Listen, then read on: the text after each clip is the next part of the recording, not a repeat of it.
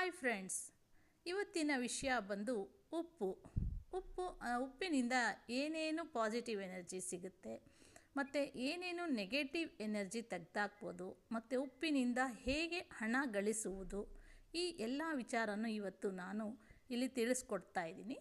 ಅದಕ್ಕೂ ಮುಂಚೆ ದಯವಿಟ್ಟು ಯಾರೆಲ್ಲ ನನ್ನ ಚಾನಲ್ನ ನೋಡ್ತಾ ಇದ್ದೀರಾ ಸಬ್ಸ್ಕ್ರೈಬ್ ಮಾಡಿ ಮತ್ತು ಲೈಕ್ ಮಾಡಿ. Thank you. ವಂದನೆಗಳೊಂದಿಗೆ. ಉಪ್ಪಿನ ಡಬ್ಬಿಯಲ್ಲಿ ಇದನ್ನು ಬಚ್ಚಿಡಿ. ಹಣ ಎಣಿಸಿ ಕೈ ನೋವು ಬರುತ್ತೆ. ಇದೇ ಇವತ್ತಿನ ವಿಷಯ. ಉಪ್ಪಿನ ವಿಷಯ ಹೇಳಬೇಕು ಅಂದರೆ ಮನೆಗೆ ದರಿದ್ರ ಲಕ್ಷ್ಮಿನೂ ಬರ್ಸ್ಬೋದು, ಅದೃಷ್ಟ ಲಕ್ಷ್ಮಿನೂ ಬರ್ಸ್ಬೋದು. ಇದು ಹೇಗಪ್ಪ ಅಂದರೆ, ಹಳೆ ಕಾಲದಲ್ಲಿ ನಮ್ಮ ಅಜ್ಜಿಯಂದ್ರು ಎಲ್ಲ ಉಪ್ಪನ್ನು ಜಾಡಿಯಲ್ಲಿ ಹಾಕಿಡ್ತಿದ್ರು. ಆದರೆ ಈಗಿನ ಕಾಲದಲ್ಲಿ ಎಲ್ಲರೂ ಪ್ಲಾಸ್ಟಿಕ್ ಡಬ್ಬದಲ್ಲಿ ಹಾಕಿಡ್ತಾರೆ.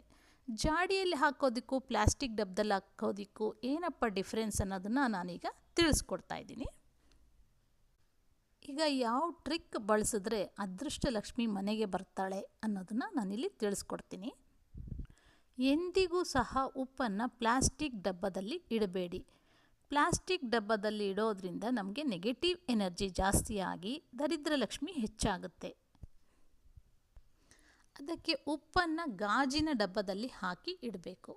ಬರೀ ಗಾಜಿನ ಡಬ್ಬದಲ್ಲಿ ಹಾಕಿಟ್ರೆ ನಿಮಗೆ ಲಕ್ಕಿ ಪಾಸಿಟಿವ್ ಎನರ್ಜಿ ಬರಲ್ಲ. ಅದಕ್ಕೆ ಇನ್ನೊಂದು ವಸ್ತುನ ಸೇರಿಸ್ಬೇಕಾಗುತ್ತೆ. ಅದೇನಪ್ಪ ಅಂದರೆ 2 ಲವಂಗನ ಉಪ್ಪಿನ ಜಾಡಿ ಒಳಗೆ ಹಾಕಿ ನೀವು ಗ್ಲಾಸ್ ಬಾಕ್ಸಲ್ಲಿ ಇಡಬೇಕಾಗುತ್ತೆ. ಅದರಿಂದ ನಿಮಗೆ ಶುಕ್ರ ದೆಸೆ ಹೆಚ್ಚಾಗಿ ಪಾಸಿಟಿವ್ ಎನರ್ಜಿ ಹೆಚ್ಚಾಗಿ ಅದೃಷ್ಟದ ಲಕ್ಷ್ಮಿ ಮನೆಯಲ್ಲಿ ತುಂಬಿ ತುಳುಕುತ್ತದೆ. ಈ ವಿಧಾನದಿಂದ ನಮಗೆ ನೆಗೆಟಿವಿಟಿ ಹೋಗಿ ಮನೆಯಲ್ಲಿ ಹಣ ಹರಿದು ಬರುತ್ತದೆ. ಇದೇ ಇವತ್ತಿನ ವಿಷಯವಾಗಿತ್ತು.